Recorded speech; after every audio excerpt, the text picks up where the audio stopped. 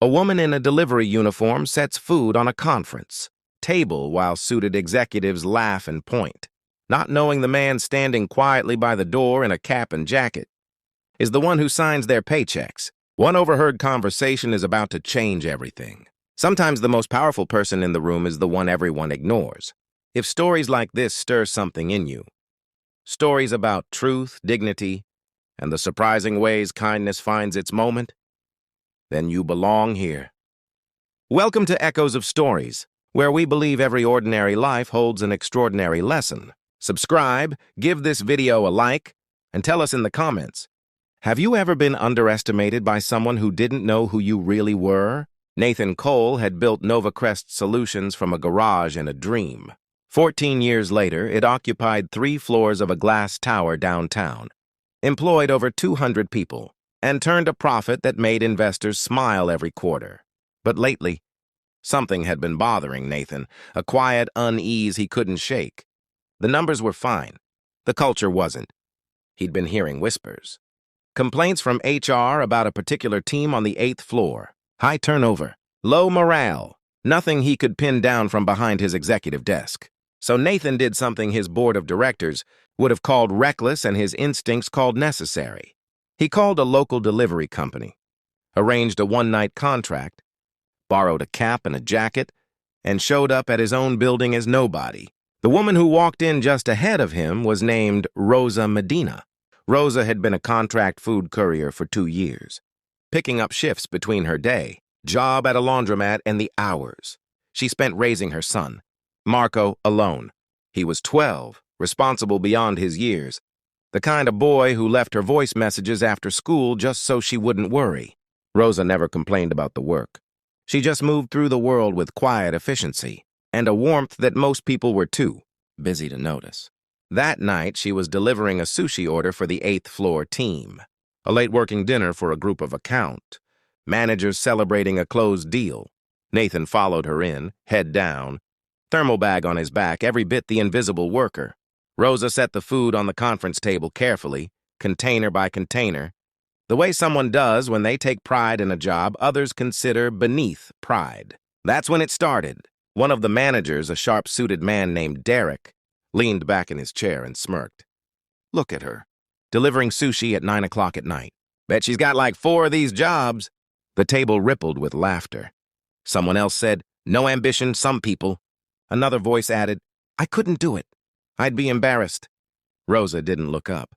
She finished placing the last container, straightened the napkins, and said quietly, enjoy your dinner. Then she turned and walked toward the door. Nathan stepped aside to let her pass. He looked at her face as she went by. No tears, no anger. Just a woman who had learned to carry the weight of other people's smallness without letting it slow her down. That somehow made it worse. He stood in the doorway for a moment, looking at the laughing table. Derek was already reaching for the sushi, still chuckling. Nobody had even glanced at the door. Nathan left without a word. He didn't sleep much that night. The next morning, he came in early, the real him, in his real suit, and asked HR to pull Rosa Medina's delivery profile and contact information. Then he called the staffing agency she worked through and made arrangements. After that, he walked to the 8th floor and called a team meeting. He stood at the head of that same conference table and told them what he had witnessed. No preamble, no corporate language, just the plain truth of what was said and who said it, and what it meant about the kind of company they were choosing to be. Derek's smirk faded somewhere in the second sentence. The room went very still. Nathan told them that NovaCrest's success was built on the backs of people who worked hard in jobs the world undervalued, that their clients trusted them because of the culture they projected, and that a team willing to mock a woman for working 2 jobs to raise a child alone was not a team he was willing to put in front of those clients. 3 people were placed on formal review that day. Derek was reassigned. But what happened next was the part Nathan would carry with him longest. He reached out to Rosa through the staffing agency and offered her a position, not as a courier, not as a favor, but as a legitimate opening in NovaCrest's client logistics division, a role that matched the organizational skill and quiet precision he had watched her bring to a thankless delivery at 9 o'clock at night. He explained plainly that he had been in the room, that he had seen what happened, and that he was sorry it happened in a building with his name on the lease. Rosa was quiet on the phone for a long moment.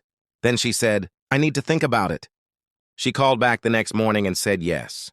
On her first day, Nathan met her at the elevator personally and introduced her to the team, the real team, the one that stayed after the reassignments and the hard conversation. Nobody laughed. Nobody smirked. They shook her hand and showed her to her desk. Marco got a voice message from his mother that afternoon. It was short.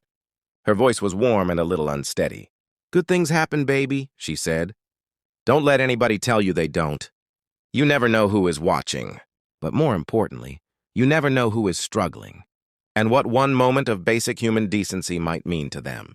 Treat every person who walks through your door as though they matter, because they do. Every single one,